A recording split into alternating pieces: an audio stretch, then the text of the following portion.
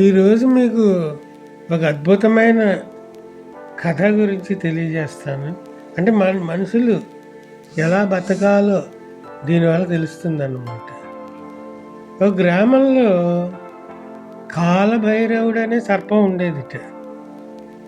అది భీకర విషజ్వాలలతో ఆ ప్రాంతం ప్రజలను గడగడలాడించేది.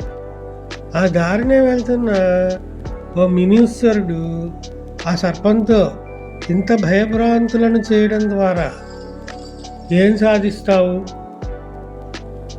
నెమ్మదితనము, జాలి, కరుణ, ధర్మబద్ధమైన జీవితమే పరమేశ్వరుని కృపకు దగ్గర దారి అని చెప్పాడు. ఆపై ఆ పాము అలానే జీవించసాగింది. అంటే మునీశ్వరుడి మాట నమ్మి ఇంకా అలాగే జీవించడం మొదలుపెట్టింది. కొన్నాళ్ళ తర్వాత మళ్ళీ అటుగా వచ్చిన మునీశ్వరుడు మళ్ళీ అటు ఇటు తిరుగుతూ ఉంటాడు కదా, గుడి దగ్గర అక్కడను. ఆ పాము దగ్గరికి వచ్చాడు. ఆ పాము మునీశ్వరుని చూడగానే కన్నంలోంచి బయటకు వచ్చి చిక్కి శల్యమైన పాముని చూశాడనమాట. ఆ మునీశ్వరుడు పాముని చిక్కి శల్యం అయిపోయింది. ఏమిటి ఇలా అయిపోయావు అని అడిగాడు. బాబు, మరి మీరు చెప్పారు కదా నాకు, తమరు చెప్పిన ధర్మగుణాలకి ప్రజలు ఇచ్చిన బహుమానం అంతే. ఇదేంటి ధర్మగుణం ఉంటే ప్రజలు బహుమానం ఎందుకు ఇస్తారంటే, ఇదివరకు అయితే నన్ను చూస్తేనే ఆమడ దూరం పారిపోయే ప్రజలు ఆమడ దూరం పారిపోతున్నారన్నమాట.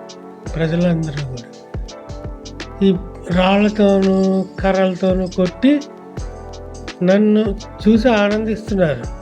అంటే నన్ను చూస్తేనే అసలు కరిస్తే నేను మొత్తం కైలాసం వెళ్ళిపోతారు. అటువంటిది వాళ్ళు నన్ను నేనేం చేయట్లేదు కదా, మన తిన్న పాములాగా అలా పడి ఉంటున్నాను. ఈ రాళ్లతోనూ కర్రలతోనూ కొట్టి ఆనందించేస్తున్నారు అని చెప్పింది.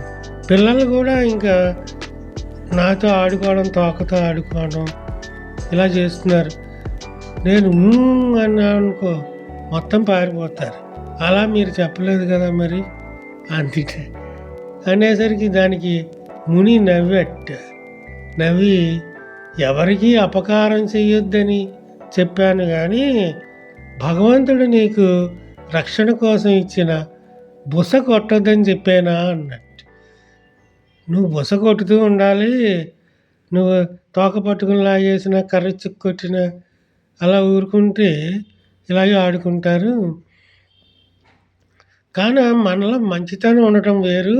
ఆ మంచితనాన్ని చేతకానితనంగా భావిస్తే బుస కొట్టడం అనగా కన్నులెర్ర చేయడం లాంటివి చేస్తేనే కొంతమంది కంట్రోల్లో ఉంటారు అని చెప్పేసి ఆ మునీశ్వరుడు చెప్పాడు.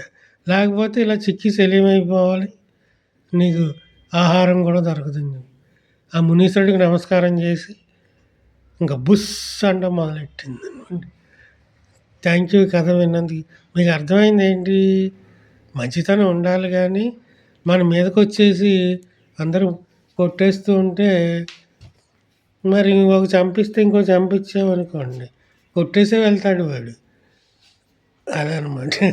ఇది ఎలా బతకాలో ఈ కథ మనకి నేర్పిస్తుంది. Thank you.